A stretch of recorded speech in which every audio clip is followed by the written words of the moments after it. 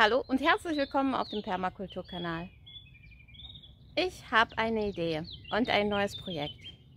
Ich möchte ganz gerne die Möbel selber züchten, und zwar aus Weidenzweigen. Dafür habe ich heute 4 Stämme schon mal eingebudelt und die nächsten Jahre dürfen Stühle oder Tische daraus wachsen, was auch immer daraus wird. Das wird spannend und das wird langwierig.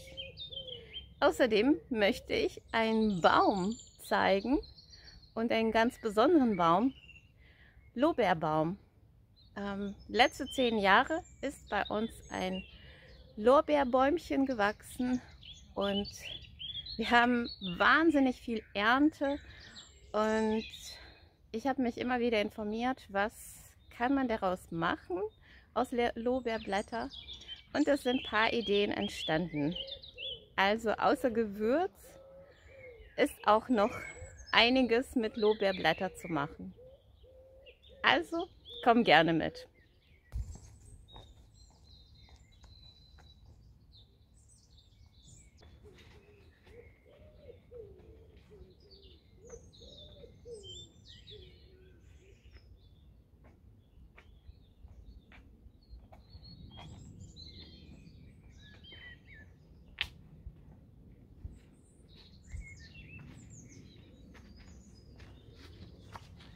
Die Weidenmöbel-Idee habe ich schon sehr lange und jetzt möchte ich die ganz gerne umsetzen.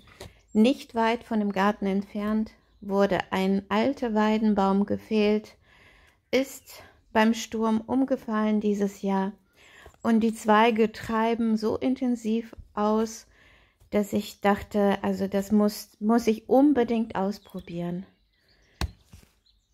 Das sind die Zweige, die tatsächlich schon mehrere Monate liegen und trotzdem treiben die aus. Was für eine Lebenskraft steckt in diesem Baum. Für einen Stuhl oder einen Tisch brauche ich 4 Stämme so mit gleichmäßigen Abständen und das mache ich auch. Ich buddel jetzt 4 kleine Stämme ein und wenn die 4 austreiben, dann kann ich Stuhl oder Tisch formen. Das wird ein interessantes Projekt. Ein riesiger Busch oder Baum. Ich glaube, das ist ein Lorbeerbusch mit ganz, ganz vielen Blättern. Wir ernten die und trocknen für eine Gewürzteemischung für die Nierenleiden und natürlich als Gewürz für die Suppen und verschiedene Gerichte. Die alten Germanen wussten ganz genau, was die da in die Eintöpfe reintun. Wenn man jeden zweiten Tag Lorbeerblätter zu sich einnimmt oder so in Sud, ist der Nierenleiden vorgebeugt. Nieren sind ein ganz wichtiges Organ bei uns. Und wenn man einige Pflanzen wie Gundermann oder Lorbeerblätter anschaut, dann haben wir schon eine Problemlösung.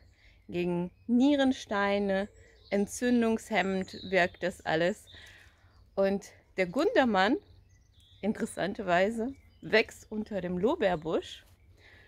Ich denke mal, das ist dieses Mal ein Zufall. Aber die Kombination ist perfekt.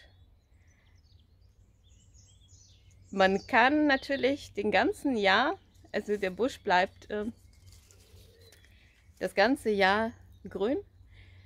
Die Blätter kann man das ganze Jahr ernten und das machen wir auch im Sommer und Herbst frisch und zwischendurch trocknen wir auch die Blätter und haben einen kleinen Vorrat in der Küche zu Hause.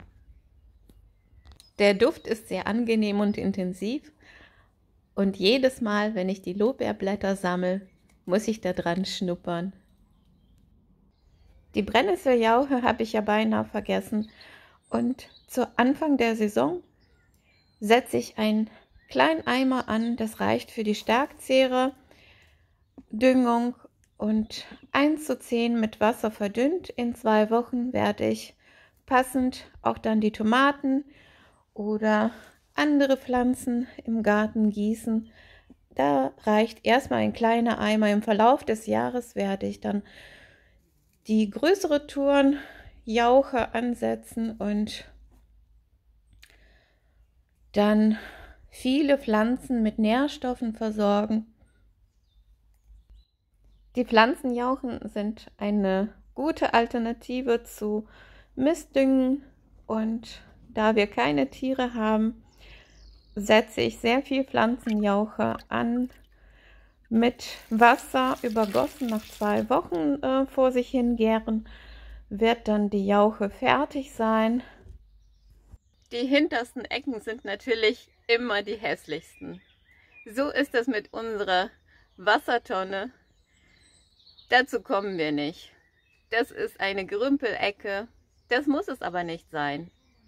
Ich habe vor, die genauso wie eine im Dezember, die ich verschönert habe und begrünt habe, auch die in Angriff zu nehmen. Foxys Selbstversorgergarten, die Betreiberin nennt das Landgewinnung. Das nenne ich ab jetzt auch Landgewinnung. Obendrauf möchte ich entweder Sukkulenten oder Kräuter einpflanzen. Auf jeden Fall wird es begrünt, also wird die Tonne jetzt nicht nur Wasser liefern, aber auch einen kleinen Kräutergarten beherbergen. So eine Projektumsetzung braucht natürlich viel Zeit und Geduld. Und Geduld ist nicht unbedingt meine Stärke. Ich weiß ganz genau, dass es bis Mitte, Ende dieser Saison passieren wird. Und trotzdem hätte ich jetzt sofort eine schöne Tonne und einen Kräutergarten obendrauf. Wie ich die Tonne im Dezember verschönert habe und begrünt habe, verlinke ich dir in den Kommentaren und in der Videobeschreibung. Da kannst du dir genau angucken. Eigentlich ist das super einfach und hat eine Wirkung. Aber genug dazu. Anfang Mai kommt jetzt Saatgut von meinen Lieblingsstangenbohnen in die Erde rein. Und dafür habe ich ein Dauergerüst an der Wand stehen. Und davor pflanze ich jetzt die Bohnen, so 3, 4 Stück, in ein Loch ein.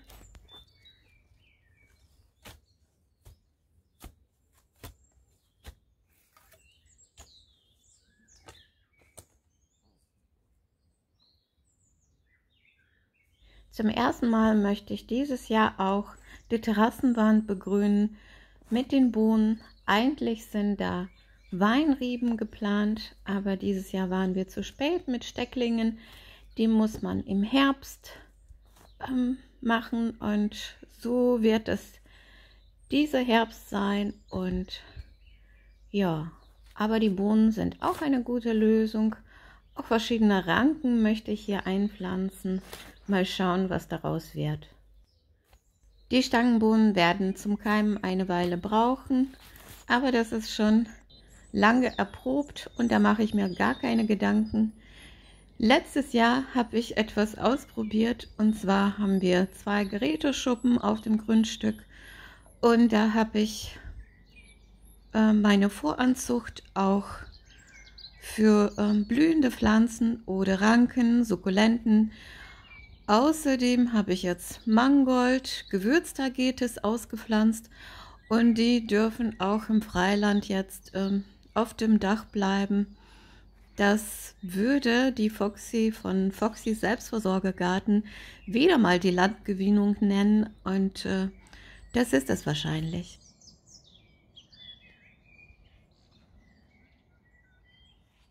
Vor ein paar Jahren habe ich entlang der Steinmauer ein paar Kräuter eingepflanzt, neben Blumen. Und ich wusste gar nicht, dass Thymian eine rankende Pflanze ist. Jetzt steht die erste Ernte an. Das ist sehr üppig, und bevor Thymian in die Blüte geht, versuche ich so viel zu beernten, wie es geht. Und dann lassen wir Thymian abblühen für Bienen und andere Insekten. Außerdem Schnittlauch ist entlang der Steinmauer auch eingepflanzt. Das breitet sich auch wirklich jetzt von alleine aus und blüht wunderschön und üppig.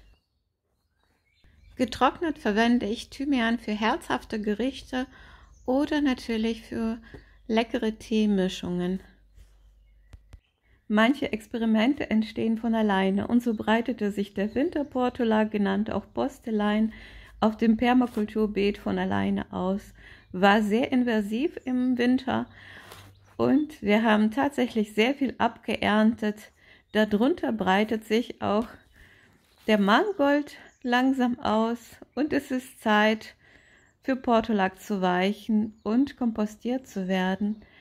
Die Erde ist dadurch sehr feucht gehalten und da profitieren die anderen Pflanzen natürlich enorm.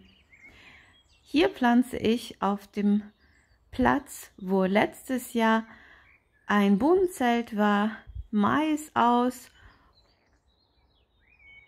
Die Pastinaken und Erbsen kommen auch jetzt in die Erde. Die Erbsen pflanze ich entlang einer Mauer, wo die Tomaten später sitzen. Da profitieren jetzt die Erbsen von der Rankhilfe der Tomaten und ich habe eine mehrfache Ernte. Die Erbsen wachsen praktisch überall bei uns und so werden die im Abstand von 2 Wochen immer wieder eingesteckt in die Erde als Vorkultur oder auch in kleine Kübeln.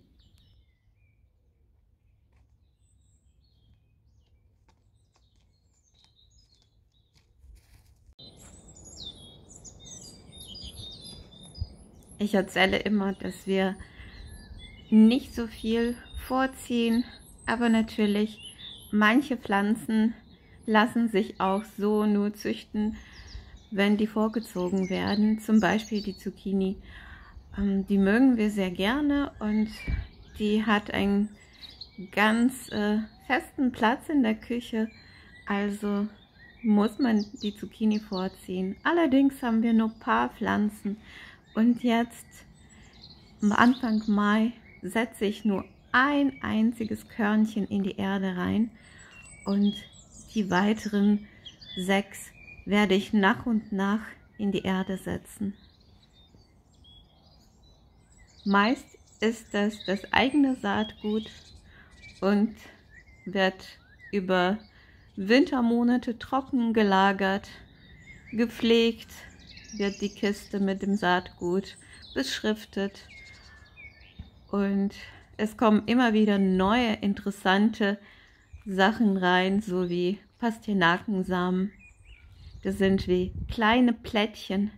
Und dieses Jahr habe ich wirklich sehr, sehr viele Pastinakensamen. Viel ertausche ich mir von dem Saatgut mit Freundinnen, Verwandten oder Arbeitskolleginnen. Und wenn ich ein gekauftes Päckchen in der Hand halte, dann muss ich wirklich staunen, wie wenig vom Saatgut in der Tüte sich befindet.